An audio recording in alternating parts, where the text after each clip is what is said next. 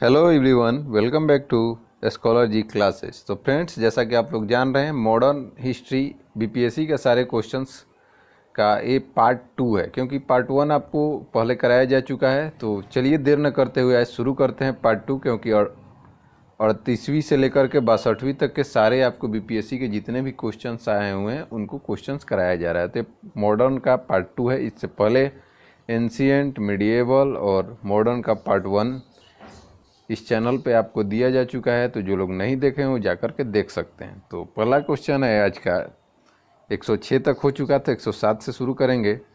भारतीय राष्ट्रीय कांग्रेस की स्थापना की गई तो कब की गई? तो 1885 में किया गया था, ए.ओ. ह्यूम के द्वारा। ऑप्शन सी सही है। नेक्स्ट क्वेश्चन है कि भारतीय राष्ट्रीय कांग्रेस की स्थापना की थी तो किसके द्वारा किया गया? अभी बताएं आपको, ए.ओ. ह्यूम के द्वारा किया गया। देखिए, इनके बारे में थोड़ा सा जान लीजिए कि एलन, जिनका ए.ओ. ह्यूम, तो एलन ऑक्टेनियन ह्यूम भारतीय सिविल सेवा के सेवानिवृत्त ब्रिटिश अधिकारी थे। ये शिमला में बस गए थे। 1884 में इन्होंने भारतीय राष्ट्रीय संघ यानी कि इंडियन नेशनल यूनियन की स्थापना की, जो भारतीय राष्ट्रीय कांग्रेस का अग्रदूत था। कलकत्ता तथा मुंबई, मद्रास का दौरा करने के उपरांत इन्होंने यह घोषणा की कि दिसंबर में भारतीय राष्ट्रीय संघ का एक सम्मेलन पुणे में आयोजित किया जाएगा, लेकिन पुणे में नहीं हुआ क्योंकि वहाँ पे प्लेग फैल गया था, जिसके कारण फिर कहाँ पे हुआ? ये मुंबई में हुआ। फिर नेक्स्ट क्वेश्चन है कि भारतीय राष्ट्रीय कांग्रेस के संस्थापक थे तो same question same answer, A.O.. Hume. Next question है कि भारतीय राष्ट्रीय कांग्रेस के संस्थापक थे एक असैनिक सेवक। ध्यान में रखिएगा, असैनिक सेवक थे कौन? ए.ओ. ह्यूम। भारतीय राष्ट्रीय कांग्रेस के प्रथम अधिवेशन कहाँ हुआ? तो प्रथम अधिवेशन अभी आपको बताएं कि मुंबई में हुआ। पहले पुणे में होना था, लेकिन प्लेग के कारण नहीं हो पाया। नेक्स्ट है कि भारतीय राष्ट्रीय कांग्रेस के दूसरे अधिवेशन की अध्यक्षता किसने की थी? तो दूसरे अधिवेशन की अध्यक्षता की बात करें तो दादा भाई नौरोजी ने की थी। पहला डब्ल्यू.सी. बनर्जी। देखिए, कांग्रेस का दूसरा अधिवेशन 1986, कलकत्ता, इसके अध्यक्ष दादा भाई नौरोजी ने की। इस अधिवेशन के इंडियन एसोसिएशन राष्ट्रीय कांग्रेस का नाम में विलय हुआ और इसके दादा भाई नौरोजी ने 1893 में लाहौर का अधिवेशन किया और 1906 में कलकत्ता का अधिवेशन किया। तो ये भी डेट भी ध्यान में रखिएगा, ये ज़्यादा पूछा जाएगा आपसे, क्योंकि यहाँ पे गरम दल नरम दल में विवाद हो गया था, तो उस समय दादा भाई नौरोजी को बना दिया गया था। नेक्स्ट है, महात्मा गांधी ने भारतीय राष्ट्रीय कांग्रेस के किस अधिवेशन की अध्यक्षता की? तो एक ही बार में किए हैं, तो 1924 में किए हैं। ऑप्शन बी आपका सही है। और ये कहाँ पर किया हुआ है? तो इस चीज़ को भी ध्यान में रखिएगा, ये कहाँ का अधिवेशन था? तो 39वें अधिवेशन महात्मा गांधी ने किस अधिवेशन का प्रस्ताव निश्चित कि गांधी जी के रचनात्मक कार्यों पर बल दिया गया,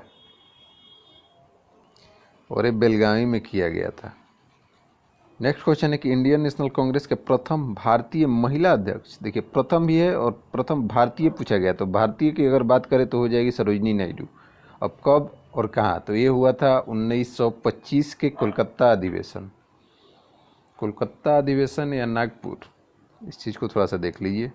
कानपुर था, सॉरी, 1925 सही है, लेकिन कानपुर में हुआ था। इस चीज़ को आप लोग ध्यान में रखिएगा कि भारत की अगर पहली भारतीय महिला तो सरोजिनी नायडू, अगर ऐसे केवल महिला पूछे तो एनी बेसेंट। कब? 1917। नेक्स्ट क्वेश्चन, भारतीय राष्ट्रीय कांग्रेस के 27वां अधिवेशन किस स्थान पे हुआ? तो 27वां अधिवेशन वही है, बांकीपुर। ऑप्शन डी आपका सही है। बांकीपुर बिहार में संपन्न हुआ और इस अध्यक्षता आर के मूलोदकर ने की। इस अधिवेशन में ए.ओ. ह्यूम के कांग्रेस का पिता कहा गया, तो इसलिए ये इंपॉर्टेंट हो जाता है ध्यान में। कांग्रेस का पिता कौन सा? तो 27वां अधिवेशन कहाँ का अधिवेशन? तो बांकीपुर बिहार, और किसके द्वारा? तो आर.एन. मधुलकर के द्वारा।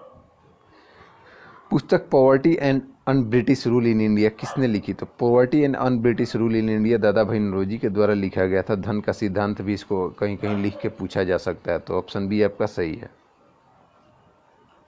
किसने कहा था कांग्रेस आंदोलन न तो लोगों के द्वारा प्रेरित था और न ही यह उनके द्वारा सोचा या योजनाबद्ध किया गया था? तो ये कहा गया था सर सैयद अहमद खां के द्वारा। ऑप्शन बी आपका सही है।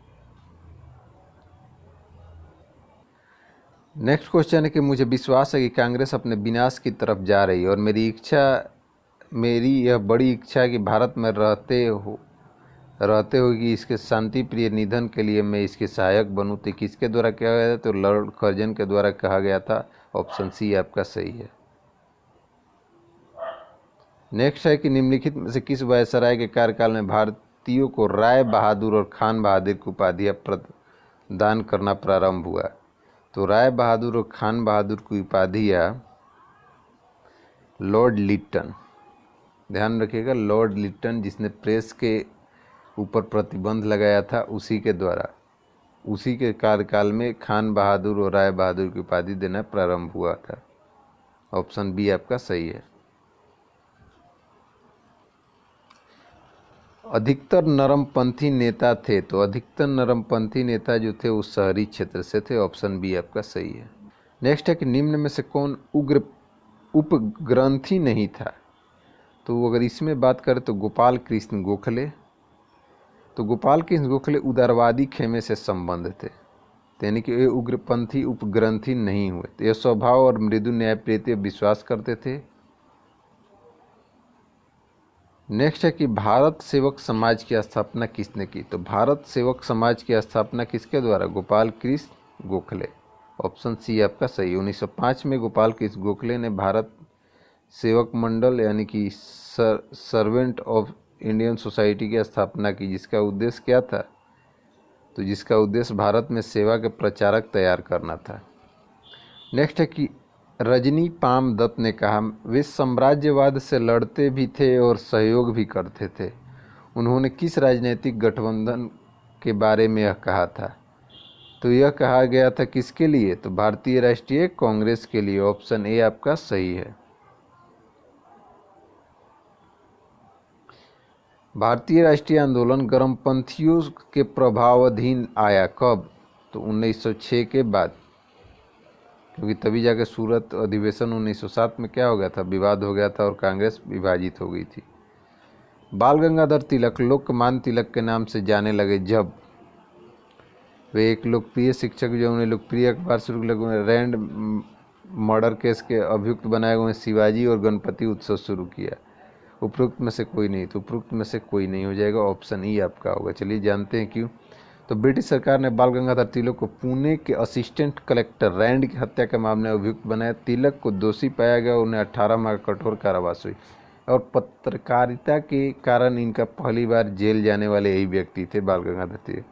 जब वे जेल से बाहर आए तो वे एक राष्ट्रीय नायक यानी कि नेशनल हीरो के रूप में उभरे। उन्हें लोकमान्य की उपाधि प्राप्त हुई। इस तरह इस घटना एक घटना नहीं बल्कि एक अनेक राष्ट्रवादी कारणों के बाद तिलक को लोकमान्य की उपाधि दी गई थी। तो इसलिए पार्टिकुलराइज कोई ईयर नहीं है आपका।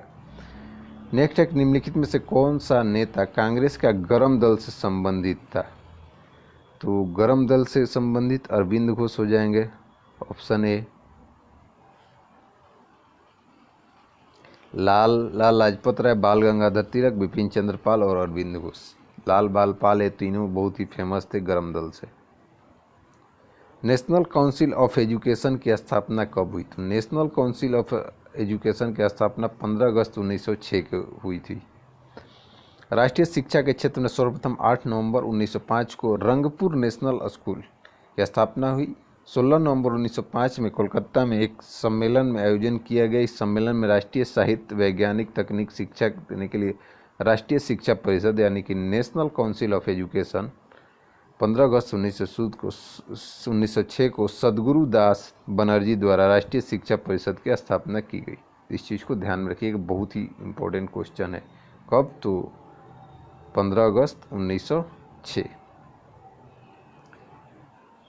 राष्ट्रीय आंदोलन में निम्नलिखित में से किसको नरम दलियों के तौर पर नहीं जाना था? बाल गंगाधर तिलक जो थे वो गरम दल से, लाल बाल पाल। नेक्स्ट है कि कांग्रेस के नरम दल के नेताओं की आंदोलन की पद्धति थी। तो नरम दल के आंदोलन के नेताओं की जो पद्धति थी वो थी राजा वामबंध आंदोलन, यानी कि एक तरह से प्रेशर डाल करके, धरना प्रदर्शन करके, इस तरह के। असहयोग भी आता है, लेकिन कूट में आपको इस तरह से 1 और 2 करके दिया रहता तो ये आपका सही होता। लेकिन अगर केवल ABCD दिया है तो यहाँ पे आपका बी सही है, राजा वामबंध आंदोलन। कांग्रेस नरम दल के नेताओं का आंदोलन का प्रमुख पद्धति राजा वाम यानी कि कॉन्स्टिट्यूशनल एजिटेशन अर्थात प्रशासन को भारतीय को भागीदार की मांग तथा जनता में राजनीतिक जागरूकता उत्पन्न करना था। नेक्स्ट है कि शेरे पंजाब के नाम से कौन मशहूर था? तो शेरे पंजाब लाला लाजपत राय।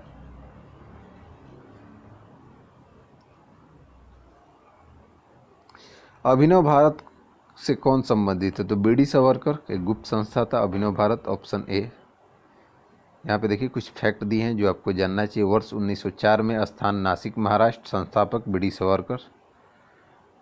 विनय दामोदर सावरकर ने 1899 में स्थापित मित्र मेला ही वर्ष 1904 में एक गुप्त सभा अभिनव भारत में परिवर्तित हुआ। तो ये भी पूछा जाता है कि मित्र मेला किसके द्वारा? तो बीडी सावरकर ही थे, उसी का नाम बदल के 1904 में कर दिया गया क्या? अभिनव भारत।